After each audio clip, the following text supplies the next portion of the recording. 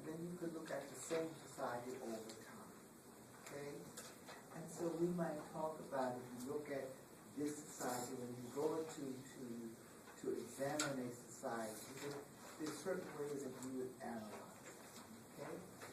And of course, like if you're going to look at the structure of a society, then the two ways you compare it is either at two different times within the society, or you compare it to what is known, the known with the unknown.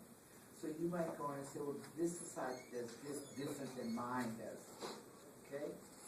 And we gave examples of, we discussed things like, just look at something like if you compare societies, we looked at just childbearing practice and how we wear diapers in one society and all the other societies don't, and why. And then we talked somewhat about how we, if we look at our society over time, how we move from diapers to Pampers. Okay? From cloth diapers that we washed every day to now to throwaway diapers. That is the way our society has moved. Okay? But all societies have not moved like that. But there's comparing societies. Okay? And it seems like we talked about what work does and what the value of work is in the society. Now remember that one of the things that the functionalists argue is that the society sort of stays, or the institutions in society are sort of in equilibrium. Okay? And that they're balanced. And that if there's a change in one part of the society, there's a corresponding change or an opposite change or whatever it is in another part of it, trying to keep the society balanced, okay, or in equilibrium. Now, and then we even, it seems to me that the book had given an example about work, okay? And we know that there's a tremendous value in work. What is the value of work to a society? At least to this society. What value does work have?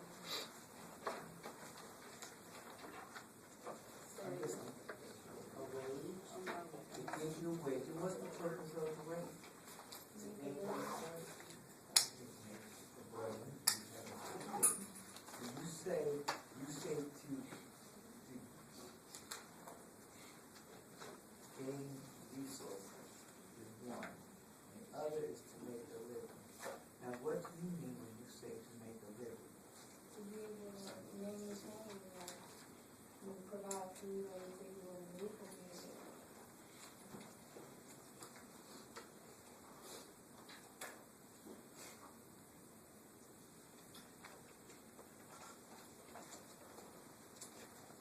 And you say to give you resources, what do you mean by that? Well, with more resources comes more power. The more power you have, you gain more resources. So the things like keeping up with the Joneses, being able to dress the way you want to dress, buy the things that you want to buy, food, shelter, all of that is under the same umbrella.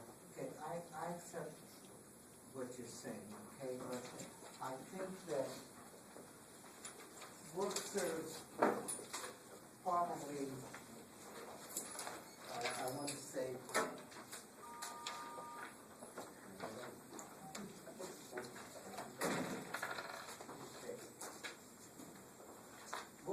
remember we talked how structure is invisible, okay, it's like you can't really see it, okay, but let's talk about work in the family, okay, for what value is your going to work to your family?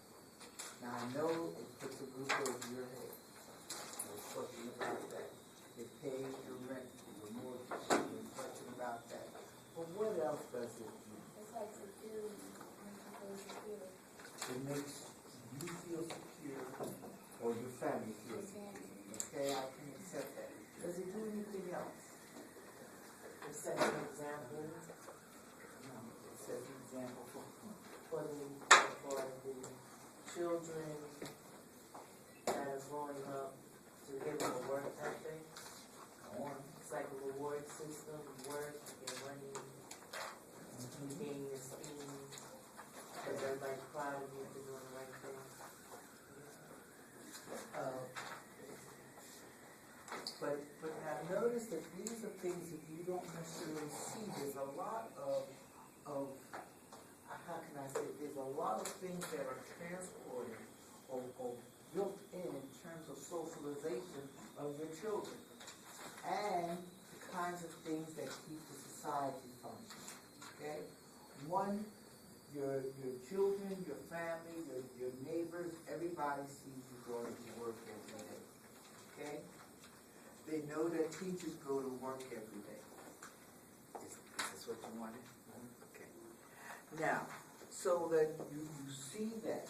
Your children know that they're supposed to get up at a certain time of morning, they're supposed to do certain things, that they get ready, they go to school, just like you get up, you go to work. It routinizes the day, so they know there's certain things that you have to do, whether you enjoy doing it or not, because you get up in the morning and say things like, oh God, I really don't feel like going to work today, but you get up and go anyway. Okay? So it does that, and it keeps the society functioning.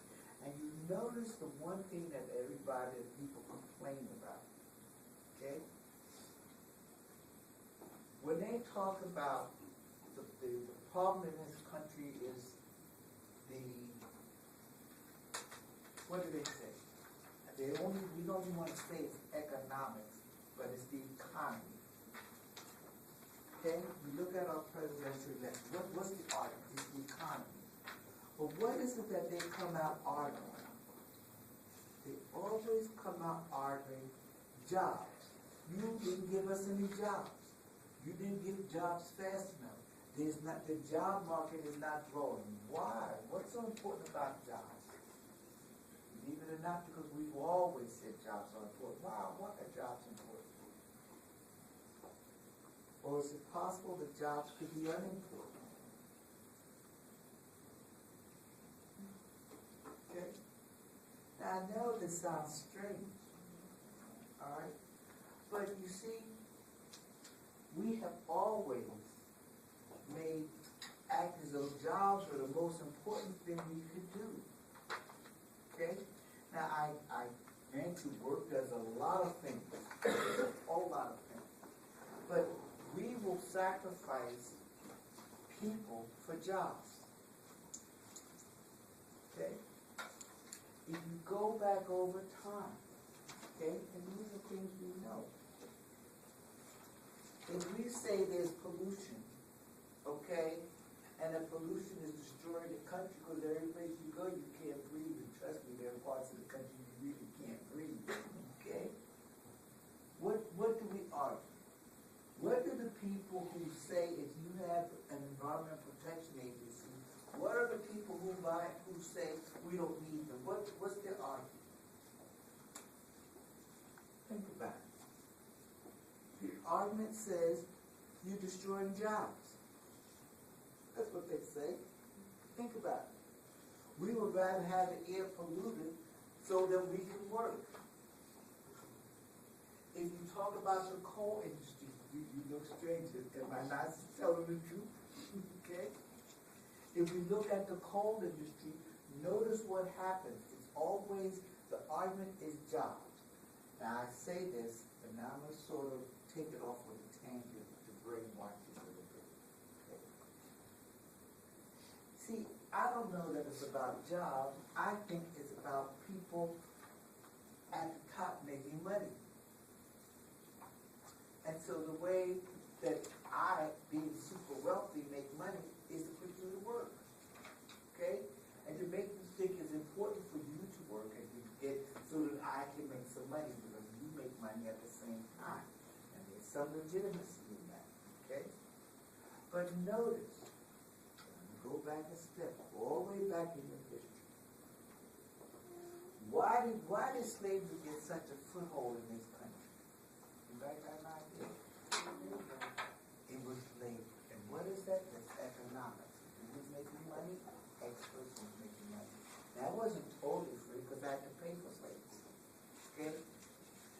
because they got on my plantation or whatever, and then I got a bigger market.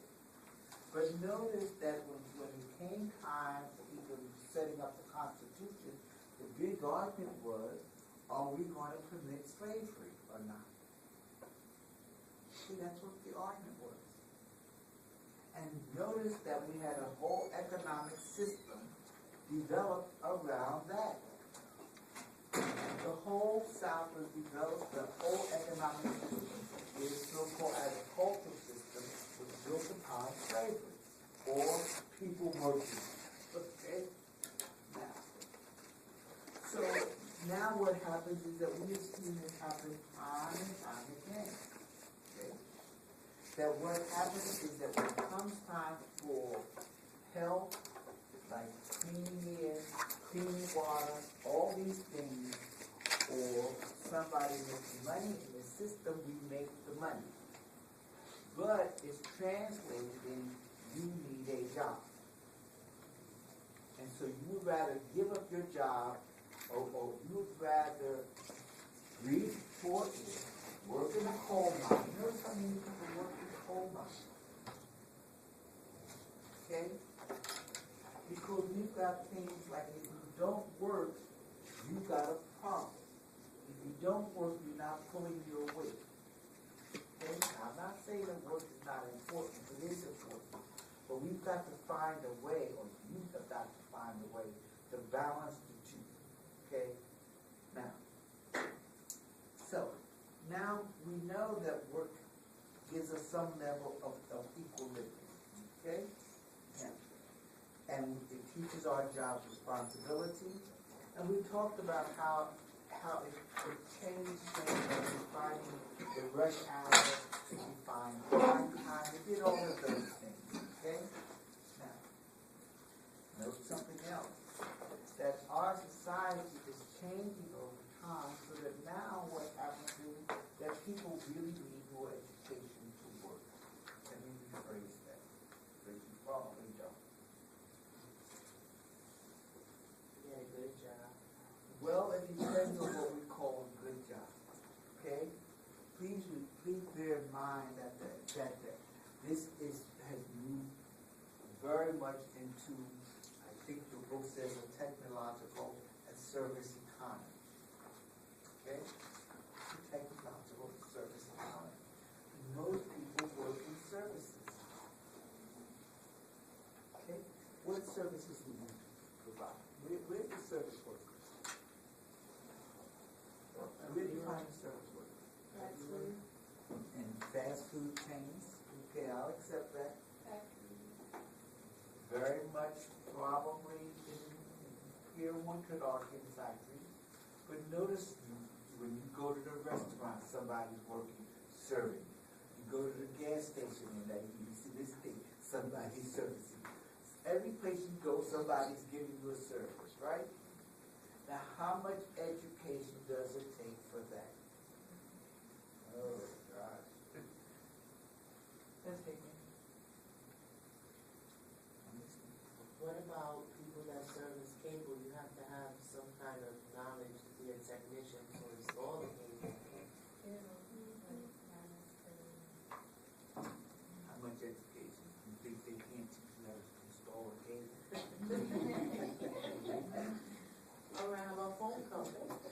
Well, we you got think cell about phones it. now. Well, that's part of the technological part of it.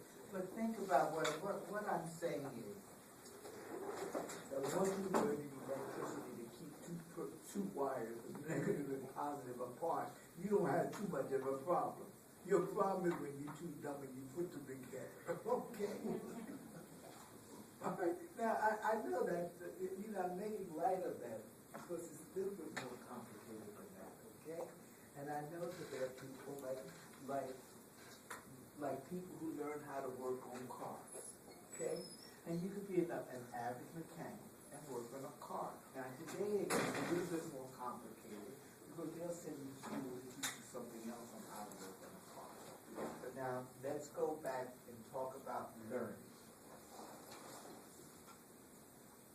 You know, what I'm trying to say is that think these things through. When you go to the armed forces, now the average person that goes there says, okay, here I go. They give you a test, they say, well, it looks like you have some aptitude here, aptitude there, and everything else. And you're put where they need you, not necessarily where you want to go. And they teach you what you need to know. Okay? Now, I will concede that it's one thing to learn how to work on an automobile engine or an airplane. There's a difference. Okay? And one of them requires much more skill than the other one does. Okay? But now, think about what happens here, without the insult. Okay? Because most of you see yourselves as working in some hospital, working in some government agency, doing some little work over here, but you never think that, look, I'm going to go into economics, I'm going to do so-and-so and so-and-so, I'm going to open up a business other than a little mom and pop store and do something like that. Or I think that I'm very good at working with my hands. Let me see how far that takes me. You don't think like that because you're not taught to think like that. You were taught to come into school, be good citizens, and go to work every day at McDonald's. Well, hear me, you know this sounds funny, but think about it, okay? And then you're going to talk about how much equality we have. Okay? That's what's going to happen. And I keep trying to tell you, as long as you don't start reading and do those things that I tell you to do, that's exactly what you're going to be doing. And you're the people who should be running the country. You're the people who should be running the government in this city. It comes from you. Okay? You're the people who will eventually be the judges. That's your job. Okay? Now, even if you decide that you're going to be a sociologist, there's some people who come out of school as sociologists and they do big things. They look at the society and say, well, look, we need to do this or that. Let's think of these different theories because this is not the way the society is acting. Remember, before the first woman came along and said, I don't like all these theories you have because they're full of crap. Okay? Every one of them comes from the viewpoint of the upper class white male. Done deal. And that's the way we looked at society. And that's what we took for granted in society. Okay? So you have to start changing that. And it's only going to change once you change your head. Okay? Now, what happened is that look at what is happening when we talk about the globalization and the structure of it. Okay? Now notice that once upon a time what we had were manufacturing jobs. Okay? Manufacturing is a lot of things that were made by humans. Okay? And that the clothing industry, even though designers may come from Paris and Italy, but all the clothing